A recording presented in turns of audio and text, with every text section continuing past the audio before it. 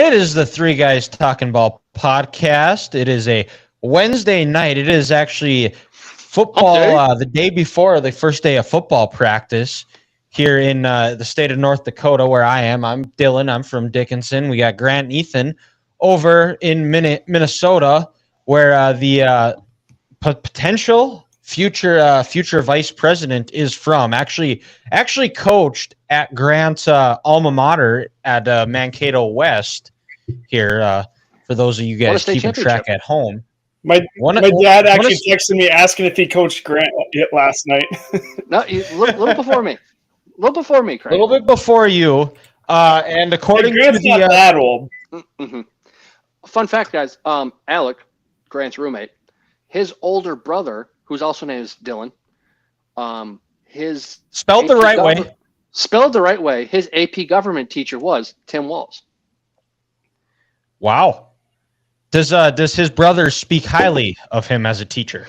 Not as governor or anything else, because we're not going to be full politics here on this podcast here. But what does he remember about him as a teacher? Well, Dylan remembered like a 4-foot or 5-foot statue of like a Chinese warrior in his classroom, dressed up not as a samurai but as a soldier going into war, and then he kept talking about the country of China. Could it be good? Could it be bad? Could it be somewhere in between? I'm not sure. Dylan did not give me an answer on how he felt about Governor Walls and his decoration in the classroom. So we'll say moo, but also, he didn't give him glowing reviews, but he also didn't bash him and said he was the worst teacher he ever had. So, okay. Middle of the road, we'll say he's playing Norway or Sweden, as they call it, or whatever country in Europe when you're neutral. Neutral? Okay. Now what are his thoughts about him as governor? I'm just kidding. You're not going to answer that. No. Okay. No. You say it best when you say nothing at all. I think everybody gets the picture of where that would be going if we were to delve down that road here. But the NFL season, we got preseason games kicking off. We're going to be previewing the NFC North and the AFC North here in this week's episode. We're also going to be previewing the Big Ten, and then next week we're going to be doing the SEC here. As it just means more. It just means more. It just means more. And it means so much more that we're actually going to be having right now, actually potentially. Hopefully, as long as everything goes as planned, fingers crossed that it works out, we may or may not be having a special guest on to help preview, somebody that has some deep ties to the South here, that has some coaching experience in the SEC. Fingers crossed that it works out, where that he will be joining us next week to preview the Southeastern Conference. Should I get a cup of coffee and 2 Debbie cream pies next week then? That's not a bad idea, Grant. You know what? I think we all should have some oatmeal cream pies and some coffee with next week's episode here. And I might actually just go out and buy some so I don't forget about it. But we'll be previewing the Big Ten today here. But before we get into that, I was just trying to enjoy my Sunday, and all of a sudden my phone just starts blowing up about, there it is, Michigan's in deep trouble, and the NCAA has a draft has been leaked about the notice of allegations from Michigan leaking back to the COVID dead period when nobody really was sure of what the rules were or anything going on, because God forbid, we all know the NCAA, the paper tiger organization that they are, that when they need real leadership, they run with their tail between their legs, and I don't know, we have nothing, but if there's any little thing that happens, we're gonna find it and we're gonna get you. So Jim Harbaugh got it was announced he got a 4-year show cause with a 1-year suspension. Then this is what the violation. This is the witch hunt that is going on against Michigan right now because Harbaugh is paying players with a revenue share, and he's not there anymore, so they're just going to try to take the easy way out and trying to have some sort of relevance. That's all the NCAA is. These are the violations they're going after. Helping a recruit get verified on Instagram by paying $100 for a charity golf scramble, okay? Obviously, the NCAA hates kids. Texting a high school sophomore while they are at Texas, you're allowed to put Lambos out in front. You're allowed to pay kids $600,000 who have never played a single down for them yet. Gave recruits some team-issued gear. And there's still no evidence that Harbaugh had any knowledge of this, but they're going to punish him. And like I said, this was their last chance to stay relevant. And they said, oh, he didn't cooperate. Yes, he didn't cooperate because he didn't want to give them his personal cell phone, because the NCAA's definition of not cooperating is they don't want you to, that if you don't give up your entire life story, your social security number, your mom's maiden name, everything you did back to the 4th grade that has no relevance to anything of what the actual allegations are about. That's what failing to cooperate is. Nothing that is relevant. They'll give everything over, which Sharon Moore gave over all the text messages he had to Connor Stallions, but still, oh no, he deleted his text messages the day found out of when he was on the plane. A knee-jerk reaction that nobody has ever done in the history of the world. No one's ever had a knee-jerk reaction. And, he gave them anyways. So what are we doing here? And, and this doesn't even get into the Connor Stallions investigation, which we're going to find out a lot more about on Untold, which is going to be released on Netflix on August 27th. And where Connor Stallions is going to share his story. And they're also saying Connor Stallions didn't cooperate with the investigation, which they wanted his emails from and bank statements all the way back to 2010, which I don't understand why that is relevant at all in this case. And you know what? Connor Stallions, he loved Michigan so much that instead of going to Michigan, he went to the Naval Academy to learn how to break code and read signals for the military. And while he was there, he loved Michigan so much, he wrote a 550-page manifesto while he was in college at the Naval Academy. And you know what? You know what we were doing while we were in college, most of us? We were all getting drunk chasing tail. He was working towards a goal of bringing Michigan back to dominance and at the top of the food chain in college football, where they belong. Every organization, every company, every team, everyone should desire to have someone as loyal and dedicated to being the best like Connor Stallions was, who Connor Stallions also, by the way, is a former Marine. Thank you for your service, Connor. Semper Fi. And if you are against Connor Stallions, you are anti-military and hate the troops, so you might as well just march your ass up to Canada. And that's all I got to say about that here. So, fellas, and actually I'm not done. I'm not done yet. It's truly sad. Woody Hayes would be rolling over in his grave right now for what Ryan Day has made the Ohio State program. He's turned them into a baby back bitch program, guys. That's what he's done. As excuses for everything. Oh, Michigan's just big, bad, and tougher than us. We can't handle it. Woody Hayes was a 3 yards and cloud of dust guy. It's not that Michigan was just the more physical, the better team, not going to quit. Better in the trenches, dominated them from start to finish, making them look like little girls. Michigan's a better program. Ryan Day is a little bitch, and until he realizes and just doesn't quit his crying, it's going to be the same story again when Michigan goes into Columbus and beats Ohio State for the 4th straight year here. So now that's all I got to say. Let's get into the Big Ten preview here. We're going to be doing a surprise team, disappointing team. We're going to pick our matchups for the Big Ten championship. And, so, Ethan, let's get us get us started here. Who is your surprise team coming out of the Big Ten, or team to keep an eye on at USC? Let's see. I'm going to say Michigan State. Oh. I think they have a lot of talent, especially transferring in. Is it Childs, the quarterback from Oregon State, if I remember correctly? Oregon State. I believe so. Yeah, I think his name's Childs. Pretty good quarterback. I think they're going to be decent. I haven't looked at their schedule.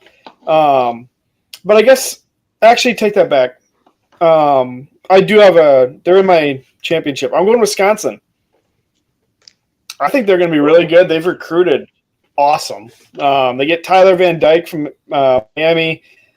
1 year old. Their defense is now, honestly, their defense wasn't bad last year. One more year on the new Fickle defensive scheme. They're going to get obviously a lot better there, you would think, and theoretically, you think they would get better. But they also have a pretty simple schedule. Not too many tough away games. Most of their hard games are at home. But, yeah, I'm going Wisconsin, actually. So don't call me – you can call me a homer, but I'm a realist. I don't think that I don't know a Minnesota fan picking Wisconsin to be the surprise team a homer, but that's kind of that team. We thought that Luke Fickell, when he was hired at Wisconsin, because this is going to be his third year there, right? Correct. Second. He was hired in 22, right? Second. Yeah, it's the second year. It is just the second.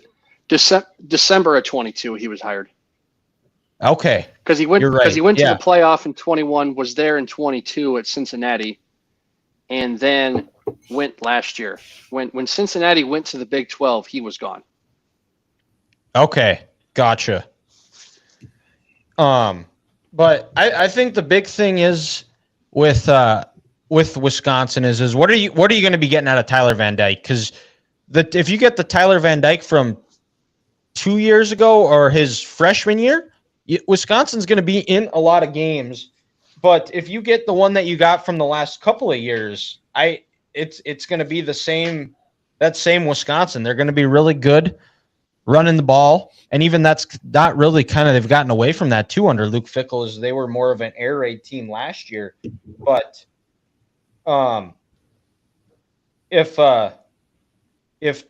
if Tyler Van Dyke is serviceable and good, yeah, I think they could definitely compete. With the big test and the big measuring stick game for them is when Alabama comes up there on September 14th to Camp Randall. I think you're going to get a really good judge of what Wisconsin's going to be after that game. Well, yeah, and when Fickell was hired at Wisconsin, guys, I'm not going to lie, I thought it was kind of a home run hire. Someone who look at what he did at Cincinnati, bringing them to the best Group of 5 team, going undefeated, going to the college football playoff. But then at his just player development, look at how many pros were on that Cincinnati team.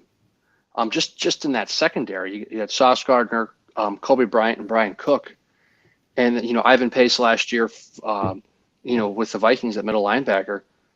And then you think at the Big Ten, with more money, more resources, he should be able to recruit better.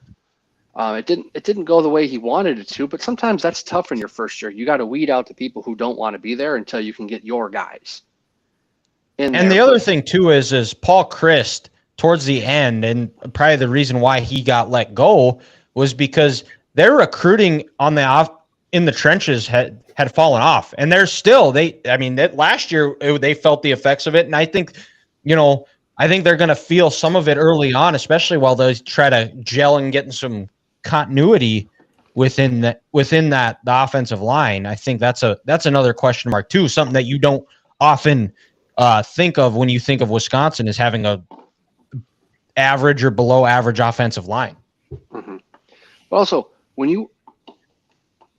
I wouldn't say the recruiting fell off, but the development fell off. Yeah, They were not the same. They still were getting 4-star guys. Yeah, the development's really what was lacking. Well, yeah, just because he's a 4-star player, that don't mean jack shit.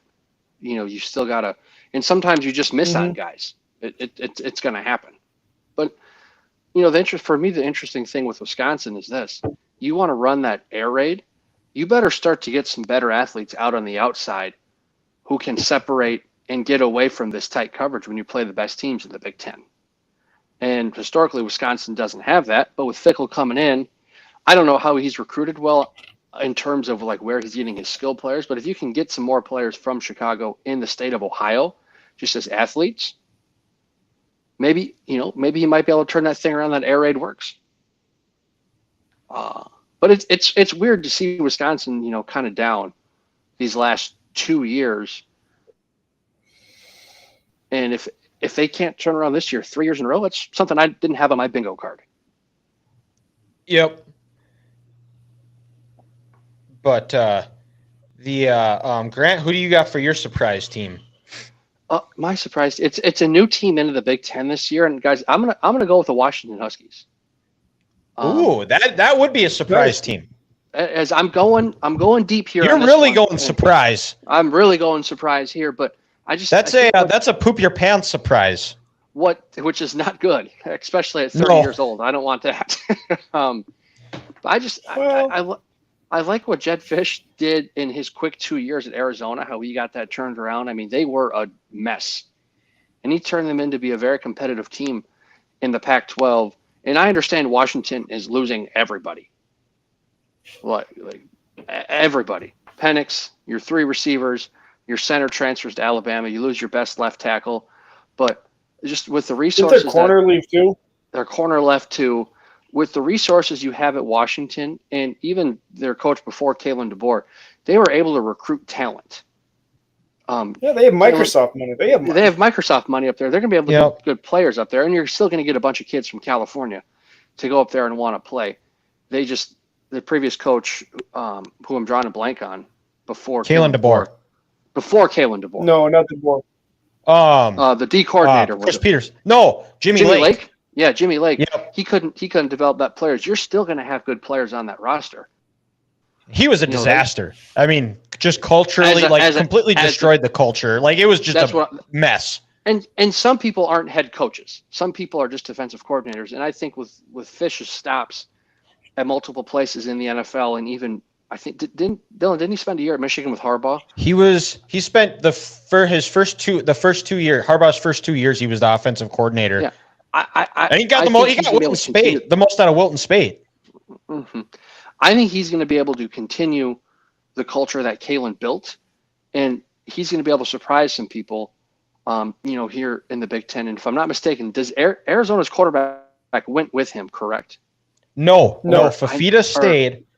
Got someone, Will Rogers from Mississippi State. Will Rogers from Mississippi State. Yeah. So I think with a good quarterback and a good coach and a strong foundation that Fish is going to build, I think they could surprise some people. I'm not saying they're going to win 10 games this year, but they're not going to be 4-8 like people say. Like, if they go 7-5, that's a great year. If they go 8-4. But I do think Washington is going to surprise some people and won't be a bottom feeder like people think they will be. Well, and I'm looking at their schedule right now, and their schedule sets up very nicely for them, as they open up against Weber State at home, FCS. Then they play Eastern Michigan, and then they've got they have Washington State, but that game, the Apple Cup, is at home this year, and then they have Northwestern, who I think a lot of people would. Washington State without Cam Ward. Yep. Yeah. And thought everybody. Northwestern, who we're gonna see if we're gonna have a better idea of what Northwestern is in the David Braun era this year, as like the emotion and all the galvanizing has worn off. We're gonna see if they take a step back, which I kind of foresee that happening, just because they won a lot of close games last year, and usually you kind of see that balance out one year to the next. And then they go to Rutgers, and then they have Michigan at home October 5th. So, I mean, you're looking at it potentially where they're going to be starting 4-1 going into that Michigan game. I don't foresee. I could totally see that happening. 4-1, 5-0, depending on what you get out of Rutgers, because I think they've actually, anytime you're going to play Rutgers, it's going to be a battle. They're a very physical team under Schiano, and he always Think how has far those they guys have to prepared. fly for that too. Yeah. You're gonna have to leave. You're gonna have to leave Thursday afternoon, Thursday morning. Oh If yeah. not Wednesday. If not, yeah. And actually, that game, I lied. The Apple Cup game is going to be played at Century. Well, now Lumen, but it's always going to be CenturyLink Field. Oh, so the game's in Seattle. Yes, but I mean Interesting. that's where the University of Washington is Yeah, in so Seattle. it's a home. But, Even if the Wazoo's the quote home team, it's still a home game for the Huskies. yeah, yep. But my and the defense too. They do return their back end, and they're two linebackers, in Carson Bruner and Alfonso Tuputala. So they have that back, sure and that's how you say anytime you have linebacker experience, that's going to help kind of your quarterbacks of the defense. But my surprise team is going to be, we're going to go down to one of Grant's favorite places. We're going down, and one of his favorite teams is going to be the USC Trojans here. And I think Lincoln Riley saw the writing on the wall. He finally, I like that now that it shows like it shows the thumbs down and then like a little bubble pops up. That's kind of cool. But Interesting. but I think thumbs up one. Lame. yeah. Oh, there's the middle finger. I don't know if we're gonna get that one, but You don't get the thumbs up either. This is horseshit. yeah. Okay, Grant is officially Eli Manning here. Maybe the AI will actually blur that out for us. But I think Lincoln Riley, he heard the noise. He did a complete overhaul of the defensive staff, which is absolutely needed. He hired Anthony Lynn's son, Ray DeAnton Lynn, who took UCLA's defense before he got there. That was like the 85th ranked defense and turned him into a top 15 defense in the country. Then he went out and hired Matt Entz from NDSU, who is just going to be coaching the linebackers. And the sole attention, you saw Matt Entz as a defensive coordinator. We saw it up close and personal where he was just focused on that. He was tremendous. And the offense is going to be good. I think Miller Moss showed out in the playoff game, and I think with the changes that he made on defense, what did I say? Playoff game. Oh well, sure it was. They were tough. They treated it as a playoff game. They wanted to win, but I think with a new perspective on defense, I think they are going to be in those defensive coaches, and especially a guy like Matt Entz who has head coaching experience. They're going to be in Lincoln's ear, teaching, giving him a different perspective of, helping the defense out, not running running a play every 11 seconds, running the ball, being more committed to the run. And if you look at when Lincoln Riley had his most success at Oklahoma, it was when he had a good running game, something that has gotten progressively worse. We're going to see if that gets back up. But I think that the defensive staff, and I think after they beat LSU in week 1, the way that schedule sets up after after traveling to the Big House, they don't play Ohio State. They do not play Oregon this year either.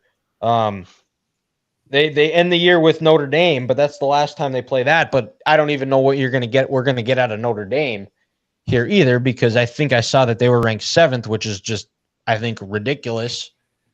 But USC is my surprise team.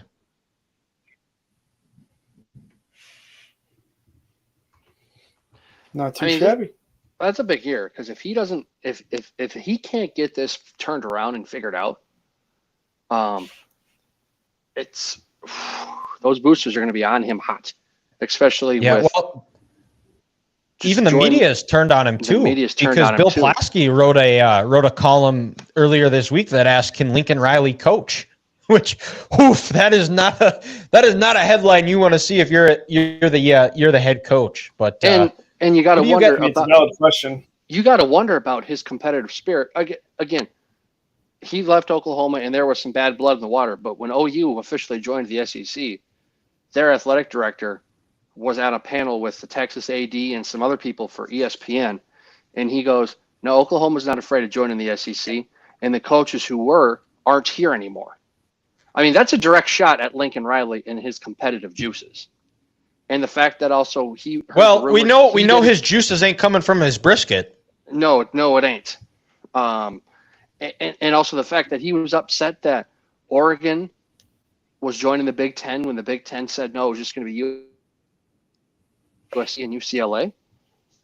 Maybe it's time to question his competitive spirit. And if he don't turn it around this season, tick, tick, tick, tick, tick, his time in beautiful Southern California will be coming to an end soon. It will. So, disappointing team. Who, Ethan? Who you got for your disappointing team in the Big Ten? Oh boy, here we go. I'm going Michigan. That's fine. They haven't announced the starting quarterback, right? They have not. No. So if you have multiple quarterbacks, you don't have a quarterback.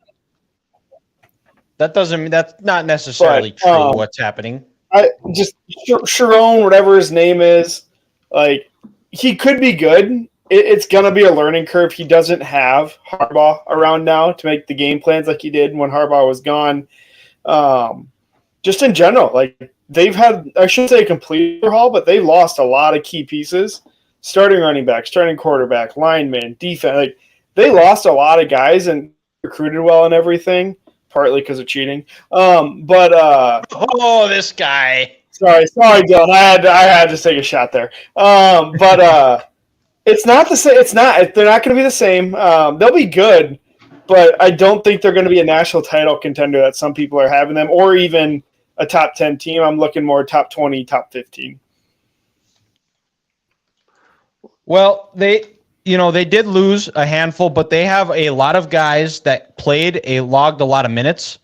Sharon Moore, those are some fair assessments. We're going to see what he is like without Harbaugh. I think the culture, you hear guys talk about it within the player. It's a player-led locker room. They have everybody is pulling in the same direction, which was not the case from 2018 to 2020. I was listening to a podcast today. They were talking about how it was very much a locker room divided. And then after that 2020 year, the captains had a meeting that said that if you're not on board, get the F out of our locker room. And you guys had guys like Aiden Hutchinson, Josh Ross, who went to Ben Herbert and said, destroy us in the weight room. And they did. And they've reaped the benefits of that. The quarterback issue is going to solve itself. It's still early into camp. It's either going to be Alex Orji or Jack Tuttle. But they still have Donovan Edwards and Khalil Mullings, who I think are both going to be reliable backs. They still have Colston Loveland. The defense is still going to be very good. They returned 3 of their 4 starters on the defensive line. And then, you look at guys like Jayshon Barnum, Ernest Hausman, both played. They didn't start last year per se, but behind 2 guys in Michael Barrett and Junior Colson, who are both going to be starters in the NFL within the next 2 years. They played well in those spots. It's just waiting on their opportunity. They still have Will Johnson, the best corner, and then Makari Page, Quentin Johnson. All 3 weren't starters, but had they played anywhere else but Michigan, they probably would have started. But it's going to come down to what they get out of the quarterback play. Essentially, if they're able to get consistent, not put the team in bad spots, I like Michigan where they're going to be at. But the disappointing team for me is going to be their arch rivals, is Ohio State, because what I've said in my opening rant of their head coach, I mean, this is do or die for Ryan Day, and judging by what he has been saying to the media and the way the players have been talking, I don't think a lot has changed. Michigan lives in their head rent-free. They have weapons galore. No one's doubting that. But I think there are fair questions is they haven't developed players the way they did under Urban Meyer, like they have under Ryan Day. They signed Keyshawn Junkins from Ole Miss, who was very up and down last year. He wasn't super consistent. And they got Emeka Ibuka is back, but what is he as a number one receiver? How is he without Marvin Harrison Jr. next to him? And also, who's going to be throwing? Can he stay healthy? Who's going to be throwing him the ball? Will Howard transferred for a reason, is because Avery Johnson was better than him. And this is the second offensive coordinator hire that Ryan Day has made in 2 years to call plays.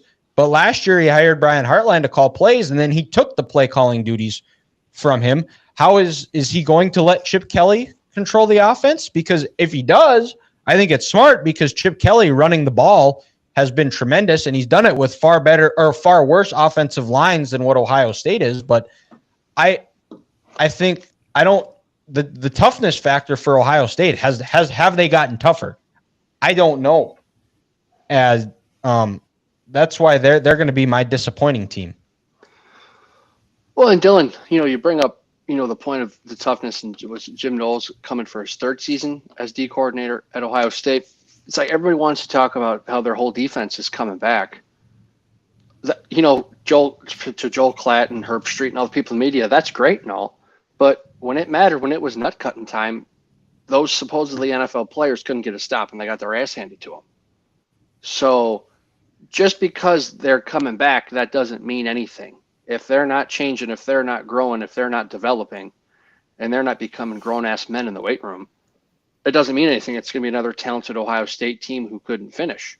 So that's a fair, argument, like you said, there too. And I'm just wondering if can Will Howard make a play with his arm if he needs to? I understand he's 6'4", 220, and he can huck it a mile, but whenever Kansas State needed to play when they were playing Texas or they were playing Oklahoma when they were in the Big 12, Will Howard just couldn't get the job done with his arm. And you have to do it in this conference. Like, JJ last year, Michigan, he didn't put up 5,000 yards, but when Michigan needed to play, his right arm was going to complete that pass. So it's some fair arguments that you bring up, and on paper they should be maybe the best team in the country, but that's why we play the game. Well, and you look at like the Ohio State teams under Ryan Day, where it would be like, oh, thank God the Bosa brothers are gone. Oh, they have this Chase Young guy. Great. What is like it just felt like a never-ending cycle of like they just had guys after guys after guys at every single position, where now it seems like they get these guys as freshmen who are difference makers, but they don't improve. They're regressing. I don't even know if you say regressing, but they just plateau. If you ask me, Dylan, when you're a 5-star player as a freshman, and if you're not getting better, you're regressing. Because you know why? That means you've reached your peak at 18 years old. And that's not acceptable. If you want to go to Ohio State and truly make it to the NFL and win Big Ten championships, and win national championships that these guys say, you can't be the same player you are as a freshman at 18 that you are when you're a senior when you should be 21. You're regressing, because if you're not getting better, you're getting worse. Yep. As a football player, if you're doing this, you're getting worse. Look at the Iowa Hawkeyes offensive line. It's been like this, and it's going down. They're getting worse. Because they don't have Tim Polishek there either. Well, supposedly they're getting better. And they don't. Okay, well, they can't get much worse. Every team is getting better right now. It's that we've reached that point in the season. Every team is getting better right now. Everybody looks like they've had a tremendous year in the off season in the weight room. They're seeing things. Everything's slowed down for them. That's the point of the of the season we're at right now at the moment. Also, here, but you look at those assholes in Iowa City, and when they fired Chris Dole, their program has gotten worse and worse. The strength and conditioning program, which is the backbone of every program in this country, has gotten worse, and their play in the trenches has gotten worse, and in return, the offense has gotten worse, where I don't watch them anymore. And I just talk shit about them once a week. It's kind of fun to do. I'm joining Ethan on the parade. Yeah. And he cut out at the – I'm so pissed that Ethan's technology cut out, because I said it, It was for a good laugh. We could have been friends about it. We lost it, but that's okay. My disappointing team, the Penn State Nittany Lions. Talk about a team who's regressing. It's the people in Happy Valley. You lose Chop Robinson and you lose the offensive tackle whose name I can't pronounce. And they're just Drew Aller. I'm sorry, he's not the guy.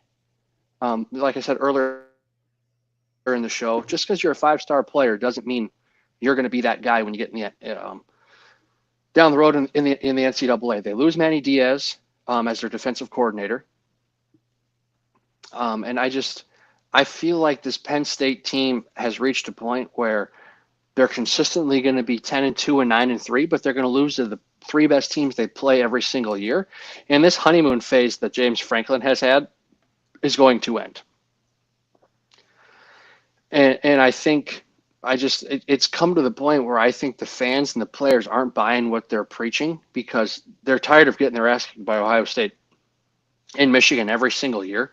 And when you play a Michigan team who comes into your house last year and runs the ball 37 straight plays, 32 only, but 30 but only. Don't give me the Sharon Moore. I understand he was trying to be nice in his interview with Colette, and we couldn't block Chop Robinson. And I know you said that too, Dylan. He was coming in hot. But you know what? Maybe someone else on that D-line should make a play. Maybe Manny Diaz should have brought a blitz to shut that run down. he was too busy making signals about Michigan. Yes. Stuck it up his ass.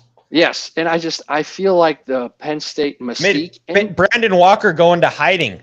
That's how bad it was. And, they lose Theo Johnson last year, and the 2 running backs they're supposed to have, they haven't been those players because for some reason their offensive coordinator can't get their best players the ball. I really think the love for Penn State is going down, and I feel like a team like Oregon who's going to come in, they have a better head coach and a better program, and they're more physical up front. They're going to be a better team than them anyway. So I think Penn State is due for a disappointing and kind of a tailspin a little bit this year. Yeah, and I like the hire that they made on the offensive coordinator. Kansas was a lot of fun to watch on offense last year under Kotelnicki. But another thing that a problem I have with this Penn State program is how many offensive coordinators can James Franklin cycle through? Yeah, it just comes to a point where I feel like there's something where people just are getting sick of working for him. Like he can't keep a coaching staff. No. And it's not going to be an easy game, their first game of the year, when they have to travel to Morgantown, West Virginia, which I think West Virginia is a team that last year they surprised a lot of people. A lot of people picked them to be like 3-9 last year, and they ended up either like 7-5 or 6-6, overachieved by all measures. But that's not going to be an easy game for them week 1. Mm-hmm. Especially on the road, which James Franklin does not have a great track record on the road. No, he does not. I almost picked Penn State just because Drew Aller has not looked like the 5-star recruit that he was. Anytime he gets pressure, just freaks out. Footwork goes to shit. He needs to fix it or Penn State's not going to have a good year. I know, and I saw a TikTok that had him ranked higher than Cade McNamara, and I laughed my ass off when I saw that. I was like, there is no world that Drew Aller is a better quarterback than Cade McNamara. If you take away Drew's high school, career and being the whole 5-star thing, and just put him on paper, he would be laughed out of Penn State University. But he's a 5-star player. He's Sean Clifford. He's basically the same player as Sean Clifford. When I saw Penn State last year, that's what I saw was Sean Clifford 2.0. Call me crazy. I think he's worse than Sean Clifford. Oh, that is a hot take, Grant. But just because you have talent, I haven't seen it yet. Show me Drew Aller, and I will give you some respect. Show me. Like, obviously, Cade did really well at Michigan, but at the same time, what has he done at Iowa to make – without Michigan's weapons, without their coaching staff, what has he done to show he's any better than Aller at the same time? Well, he got hurt. So, I mean, I think but he's still a shit. He was still terrible. He was under 50% completion or right around there. The only person he could complete a ball to was the tight end. Well, that's because Brian Ferentz was offensive coordinator. You have to realize any Caleb Williams would have been shit in that Iowa offense last year. When you don't have a coach who can schematically draw up plays and they can't protect you and you're running for your life. I'm defending Kate because he had no offensive line. I just don't see anything he does above average. And you could say the same about Drew. Yeah. They're kind of, to Dylan's point, they're almost the same player. It's just Penn State had much better weapons than Iowa did last year. Yeah. Well, and he was also, I guess to me, he was still better than anything Iowa, including Cade, put on the field. Oh, 100%. But let's play this game. You swap those two, and it's probably the same, if not, who knows, maybe Cade's in a better spot with those players and that coaching staff around him at Penn State.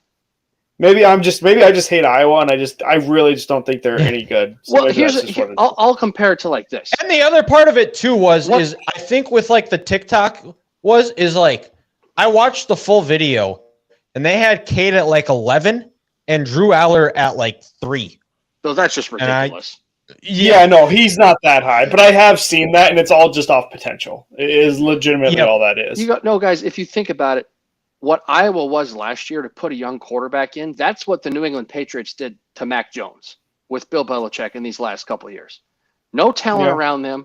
2 years ago, you have Matt Patricia and what was it, Aaron Judge? Joe Judge. Thank you. Yeah, Joe Judge, not Aaron Judge. Yep. Joe Judge calling offensive plays with lack of weapons and no offensive line in front of him and almost no running game. No one can succeed in that. It's quarterback malpractice.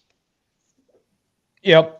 And let's get to who do you guys got playing in the conference championship? Oregon, Wisconsin. Okay, who wins? Let's go Oregon. Okay. Grant? I got Oregon, Ohio State. All right. Who and who wins? I got Ohio State winning.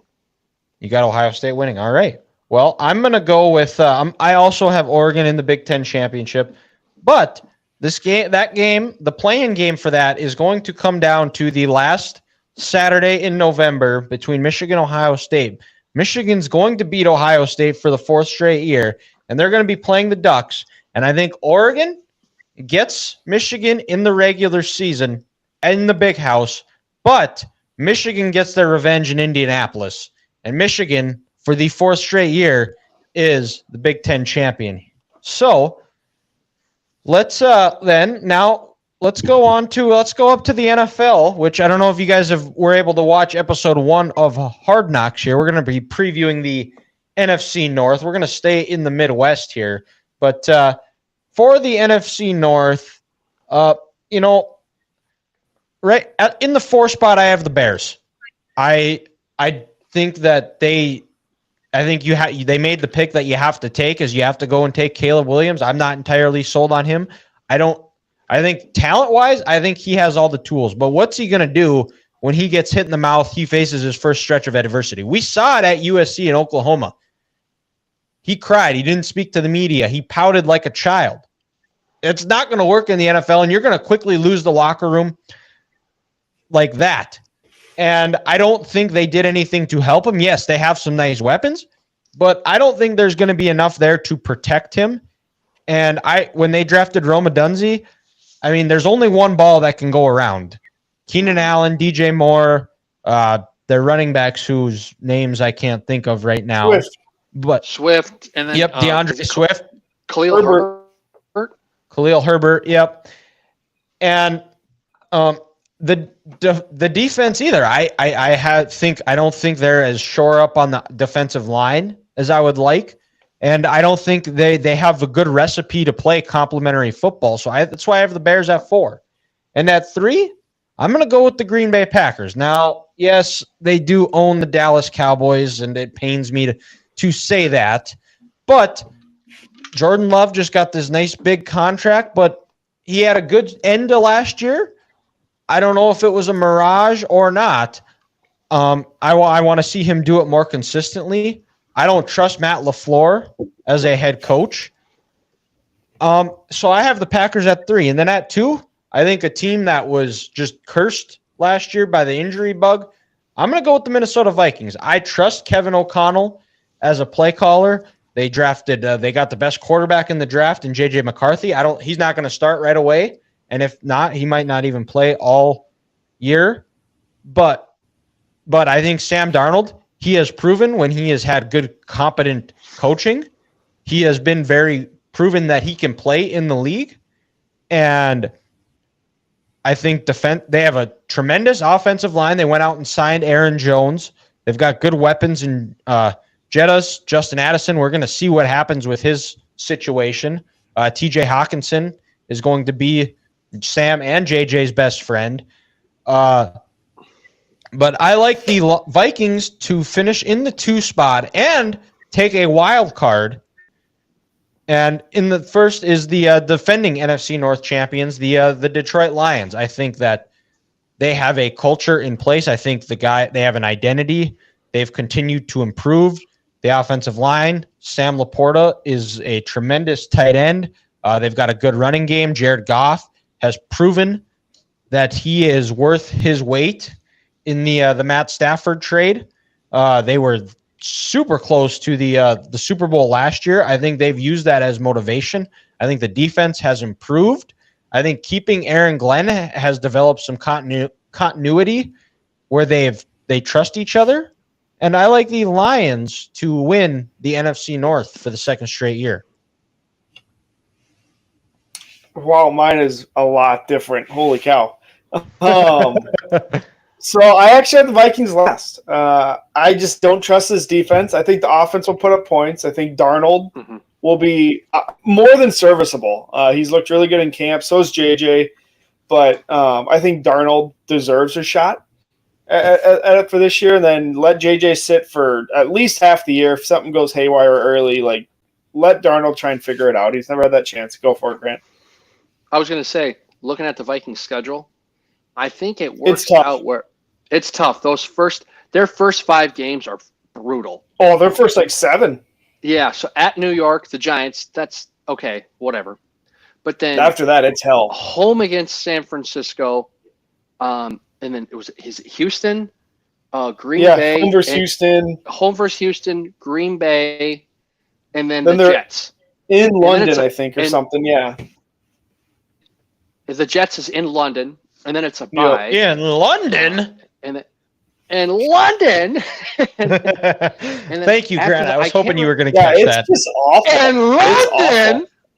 And then I can't remember. Then there's a week 7. Oh, I can't remember that. But then it's a Thursday. The Lions. They have the Lions at home. But then I thought it was. Is it the Lions? No, they have the Colts in week 7. They've got the Lions. And then it's a Rams on a Thursday. Rams at home. To me, if you're going to start JJ, wait until week 9, home against the Lions. Yeah, it's a brutal start. They easily could be 1-6, 1-7 to start the year. It's a tough start. And I think the offense will be fine. I think they have enough pieces. They have a good enough O-line. But just stop anybody. Especially the secondary right now, it just scares the living hell out of me. I don't know who's going to be corner. You have a couple journeyman guys they just re-signed, so it doesn't look good. Let's just go with that. I mean, you have one of your corners you think is going to play die. You have another one blow his ACL. So it obviously that's stuff you can't prepare for, but it doesn't help that you're this far into the offseason already, and there's nothing you can do. Third, I have Chicago. I think honestly, if their defense can be decent, I think their offense is going to put up enough points that they can win 8 to 10 games. I think they can be that good. So maybe 7 to 10, depending on how a few of them go, how Caleb Williams looks coming out of the gate. But he has weapons. They can run the ball. They have a good O-line. Montez Sweat, that's who they have. Montez Sweat. Phenomenal. Their secondary is not bad. They have a couple of decent corners that are pretty young and up and coming. So I think they could be good. I really do. As much as it sucks to say the Vikings are going to get 4th, I think it's a realistic possibility. Second, I have the Lions. Obviously, probably a top 5 roster, top 6 roster in the NFL right now. They've done their rebuild phenomenal. I think what really is going to separate them and who's going to be the number 2 receiver, if Jamison Williams can step into that role, kind of like people are saying right now, he's been phenomenal in camp. I think that changes their whole offense.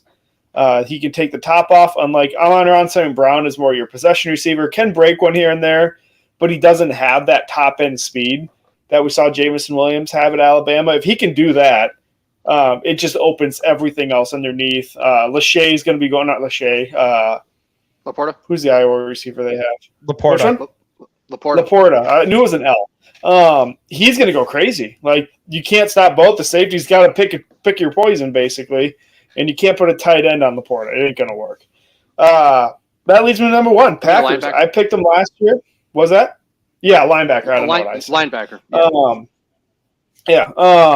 Number one, Packers. I think Jordan Love is the real deal. Not saying I would have gave him that much money, but I probably would have looked more of like an incentive-laden deal for the first year or two. But it doesn't change the fact that I think he's a stud. The Packers have done their rebuild phenomenal. The amount of players they have in key positions that are 25 or younger is staggering. It's actually kind of scary to look at. How that looks in 3 to 5 years when a lot of these guys get extensions, obviously, is a different thing. But they're going to be good. Their receivers, like people call them mediocre, they have 3 or 4 guys that can be a number one on any given day, which I think is also – it's actually a good thing. You can't really prepare for one guy. It could be multiple guys, different games, different times, depending on what it is. Even Kraft, second SDSU tight end, he's going to have a good year. If he stays healthy, he got hurt, I think, banged up at the end of the last year. Sorry, Dylan. Hey, I think fun fact is from the same town as our good friend Scott Maher, who Scott does talk to from time to time.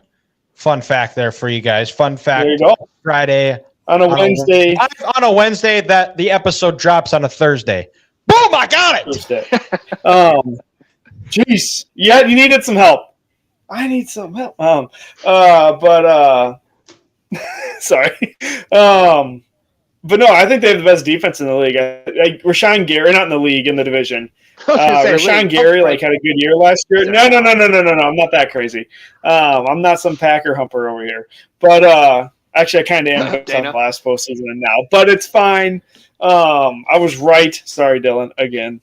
But yeah, they're Rashawn Gary. Yes, he's gonna have an unreal year. He was good last year. I think he got a little mini extension this offseason, but I think he's going to have Defensive Player of the Year type numbers this year. I really, really do. In a new aggressive defense they're bringing in Green Bay. Too. Yeah. I like Green Bay this year. Dylan, your face was frozen, and it was really creepy. Creepy. Grant, what do you got for the NFC North? Yeah, I hate to say this, but I think I have to agree with Ethan with the Vikings coming in last place. I mean, someone in this division has to. It's one of the most competitive divisions in the NFL. And to piggyback on what Ethan said, the just lack of depth in the Vikings secondary is what scares me the most. Getting Alex Van Ginkel, Dallas Turner, and then Jonathan, is it Greenlaw? Yeah, from Texans. From Houston, him coming in, and he had 12 and a half sacks last year. And if you look at it, like how many seconds it took him to get to the quarterback, he was top 5 in the league. But if those guys can't get home, it worries me the Vikings won't be able to cover anybody on the back end. Like you said, what scares me the most about them is the interior pass rush because Kenny Phillips is good, he can't do it himself. Yeah, and then if Flores is going to have to continue to blitz and bring pressure all the time, puts an extreme amount of pressure on your secondary to be able to cover. And I just, with that lack of depth, like you said, between a torn ACL and the death of a teammate, and that was still a question before those two things happened. I just don't know if the Vikings defense is going to be able to hold up. And, their offense, I think they're going to be without Hawkinson for the first 6 weeks. He'll be on the PUP list. You're going to have JJ and you're going to have Addison. But it's going to take a while for Darnold or JJ, whoever's your quarterback, to get comfortable with these guys, to get things going. And like how I talked about that schedule at the start of the year, you don't want to be struggling in your first 7 games in a competitive division like this with the Vikings have. So, unfortunately, someone has to finish in last place. And unfortunately, with Ethan, I think I agree with him. It's the Vikings. And then on third place, I have the Chicago Bears. They look cool on paper. But when I come down to the nitty-gritty thing when it comes to building a football team, I don't think the Bears have it. And Montez Sweat, he's a good player, but he was traded to them around Halloween last year. He led the Chicago Bears in sacks. Let that sink in. He played 8 games for the Bears last year, and he led them with 6 sacks, and they really didn't go out and improve their pass rush at all this offseason in free agency or the draft. They could have taken Dallas Turner, and they could have taken Jared Verse, but they chose not to give another wide receiver to their quarterback, and a quarterback who I think has maturity issues, and he wants to be perfect so much. I worry that early in Caleb's career, he's going to be so hard on himself that he's in a tailspin, and this offense is going to sink. And like you said earlier, you should never trust a guy that paints his nails. You only have one ball, and Keenan Allen's going to want his because he's getting older in his career. DJ Moore just got paid. You got Cole Kmet at the tight end position. You signed DeAndre Swift to a big money extension. There's going to be too many egos in that room, and a quarterback who I think is going to struggle early, and it's going to kind of bring this team down a little bit. And then I don't know if Matt Eberflus is a head coach. I don't think he can build a culture. I don't think he can lead a team. When I saw that first episode of Hard Knocks, I didn't see a lot of attention to detail.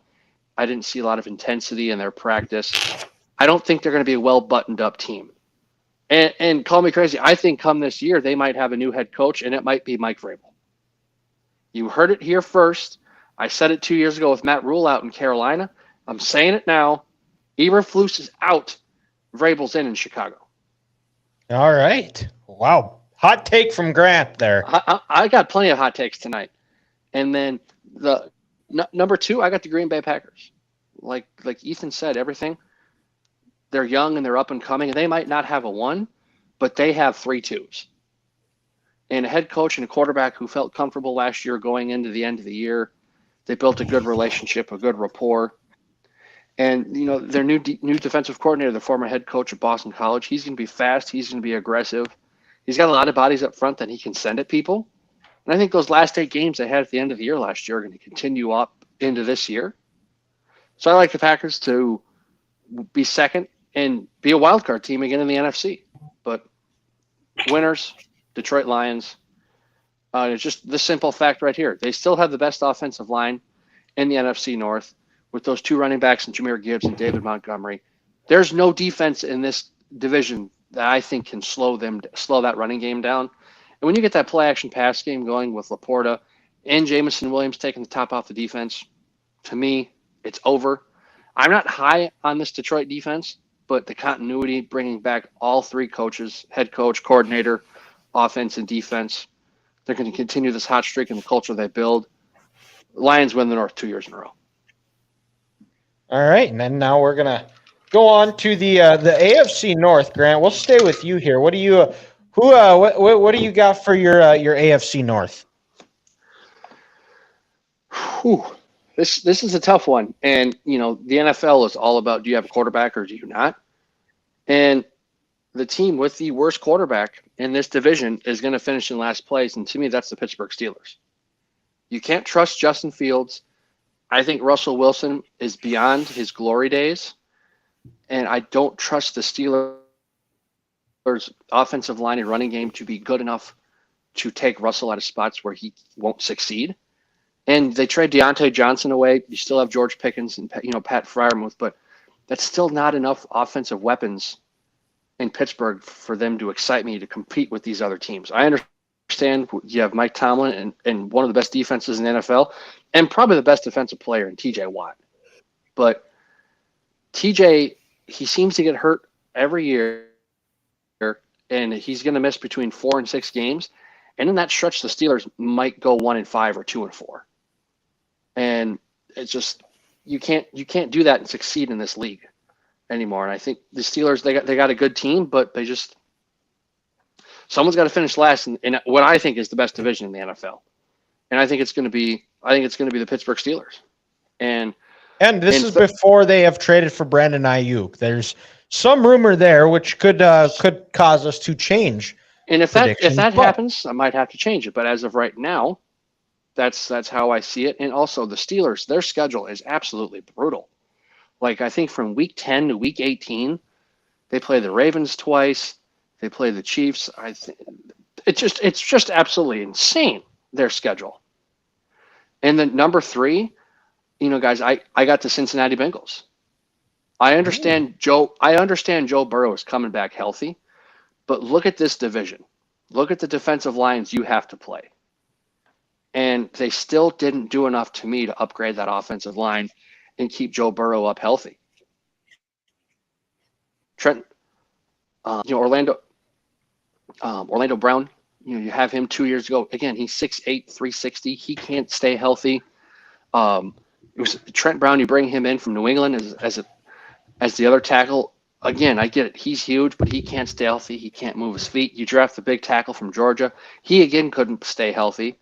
So if your bookend tackles can't stay healthy, your quarterback's been injured, and you got to play those defenses that you have to play, I think it's going to be a problem. And then also you lose Joe Mixon. People forget how good Joe Mixon was for that offense. When Joe Mixon was going, the Cincinnati Bengals were going. I don't know if Chase Brown can do that. For them, and then I think there's going to be an issue with Jamar wanting to get paid and T. Higgins wanting to get paid. Egos are going to come out in that room a little bit, and I don't think Zach Taylor has a culture strong enough to withstand that. So I think the Cincinnati Bengals are going to finish in 3rd place. And the other team in Ohio is going to be coming in 2nd place. If the Steelers have the best defensive player in the NFL, the Browns have the 2nd best player. With Jim Schwartz, 2nd year in the system, that Browns defense is going to get after it with their front, Zadarius Smith, Myles Garrett. That great linebacker whose name I can't pronounce, but he went to Notre Dame. And then a good secondary there in Cleveland with Denzel Ward, Grant Delpit, Juan Thornhill. And they can't have the amount of injuries they had last year on the O-line. Stefanski's going to run the ball. He's going to be physical. He's going to put Deshaun Watson in a good spot to not lose games. And I just love the way they're built. And I love Stefanski as a head coach. And I think Cleveland's going to be number 2. And it's pretty simple. When you have the best coach and the best quarterback in the division, you're the best team. The only thing that slows Baltimore down is when Lamar Jackson gets hurt. And as long as he doesn't get hurt this year, I still think they're going to win that division. I understand they lose their defensive coordinator, but it's Baltimore. They play defense everywhere they go. Kyle Hamilton is probably going to be the best safety in the NFL this year. He might be a defensive player of the year candidate. Zay Flowers is going to bring his game up to a whole new level. And then I think Derrick Henry is going to help take pressure off Lamar Jackson. And this offense is going to only continue to roll and run the ball and dominate. So I like the Ravens to win the AFC North, and I like the Browns to finish in 2nd and be a wild card team. All right. Ethan, what do you got for us?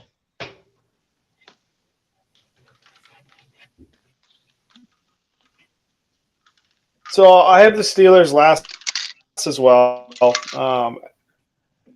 You still hear me? Oh. Uh-oh. All right. Well, I'm losing connection. I'm just glad it's not my Wi-Fi that's crapping out on me for once. No, we can hear you. Let me see.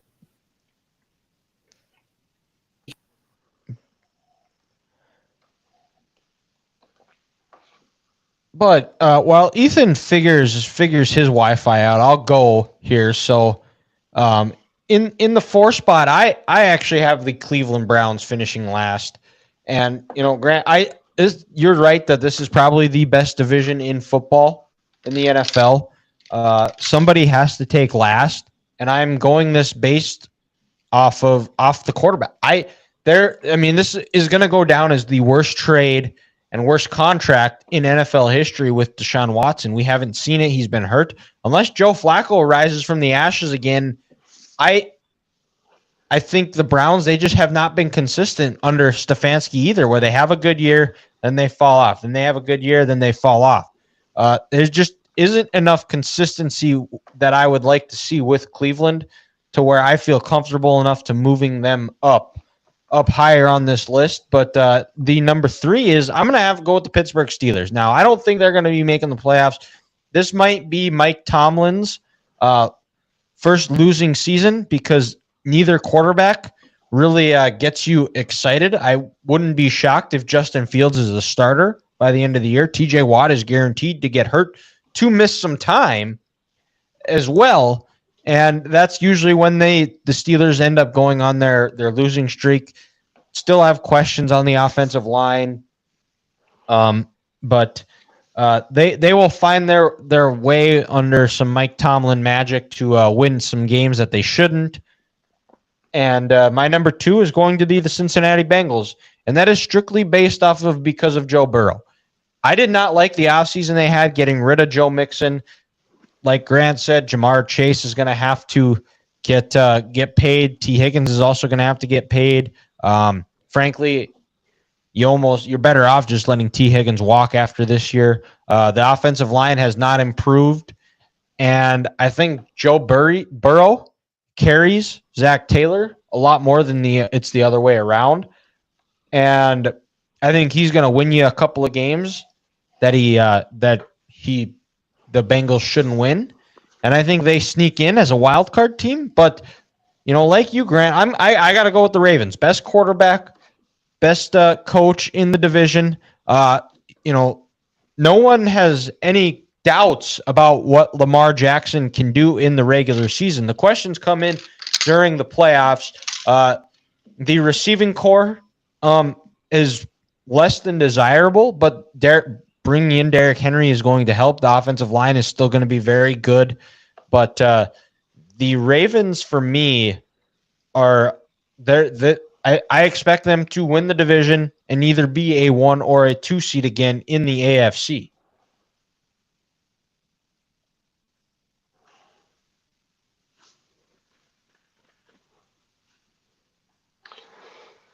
And for the time being, we've lost Ethan.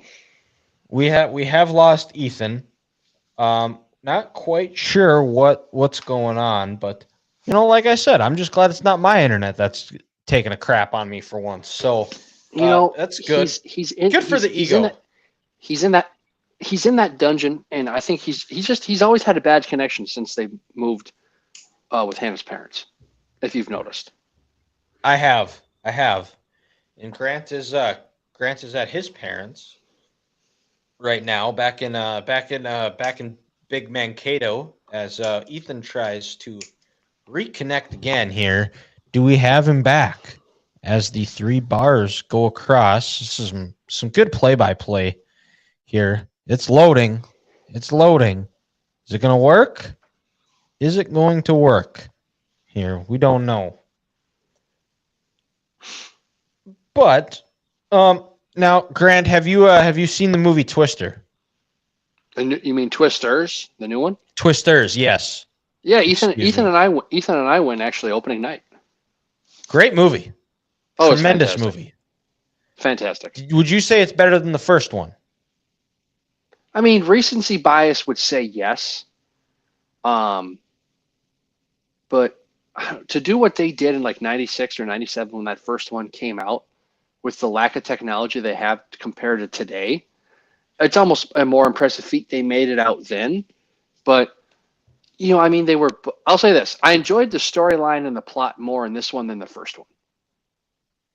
Yeah, I would probably agree with you on that. I think, it's 1A, 1B if we have to rank it for me. I think, both both plots in both movies were really good.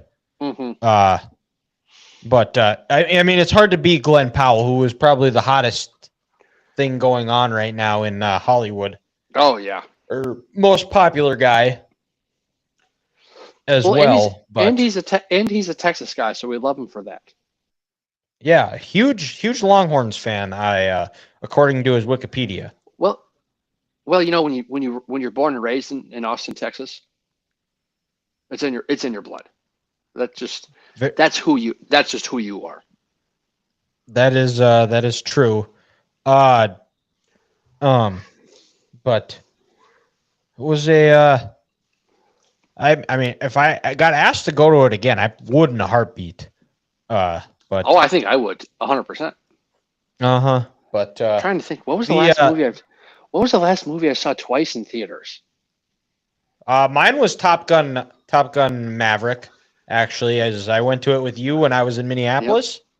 And then I went to it on Father's Day with my parents. Okay. God, it's been a while for me. I want to say it was like 2008, and actually it was The Dark Knight.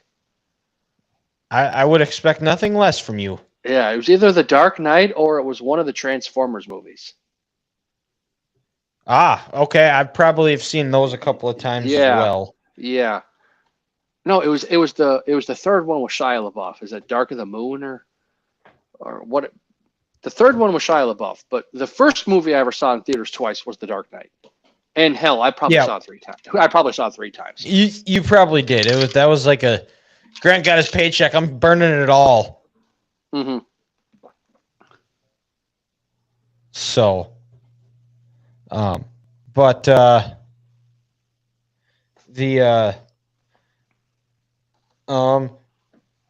looks like we might be finishing this up. You and I. Yeah, it is. So, I guess we will we will not get Ethan's AFC North predictions, but I bet you he's gonna pick. He had the Steelers in last. You know what? He kind of pegs me as someone that would pick the Browns to win the AFC North. So that's what we're gonna go with. If this is me, I'm going Steelers 4, Bengals, Ravens 3. He'll go Bengals 2, Browns 1. Okay. Yeah. Makes sense. Yeah. Makes sense. So, and he was also supposed to have curveball of the week, but since he's not here, and Grant, I don't know if you have anything. Actually, I got one. Now, who would be a movie character or a TV character that you would want to work with? Oh, that's a good one. Well, that came to me earlier today. So as we just said, I saw The Dark Knight 2 or 3 times in theaters. It's my favorite movie of all time. Christian Bale would be right up there just because he has so much range. No, not the actor, but the character the actor plays. The character itself. Yes. Who I would like to work with. Okay. That's a good one.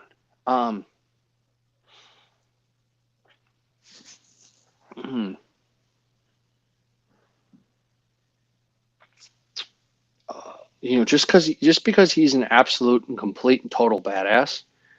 Mel Gibson's character in The Patriot. Ooh, that's a good choice. You kind of take it back to a simpler times, but if I need just an absolute man, like to help me get through, essentially win a war and create a revolution and win a revolution over the biggest empire the world has seen at that time, give me Mel Gibson's portrayal in The Patriot. Because I feel like if I needed leadership, if I needed to pick me up, if I needed a father figure, I'm going with him. All right. Well, mine would. I had it and then I lost it. Mine would be Ron Swanson from Parks and Recreation. Now, that's fair. Because he loves food. We would have some great conversations talking about food. His dry sense of humor, very anti-government, and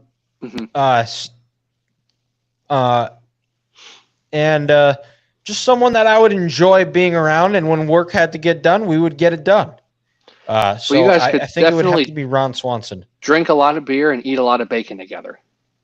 Eat a lot of bacon, eat a lot of steak, eat a lot of shrimp. His third favorite food wrapped around his second favorite food, or his second favorite food wrapped around his third favorite food. That's what it is, bacon wrapped shrimp. Mm-hmm. So that's I think that wraps up this week's episode of the Three Guys Talking About podcast. We're going to be back next week.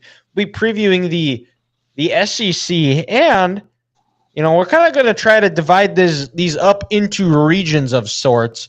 So next week we're going to be going we're going to go and do the NFC South and the AFC South along with our SEC preview. So we will be live on Tuesday.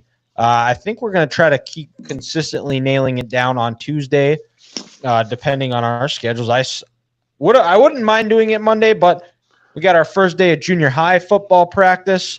So that's going to be taking up my time. We'll be handing out gear, and you never know how long that takes.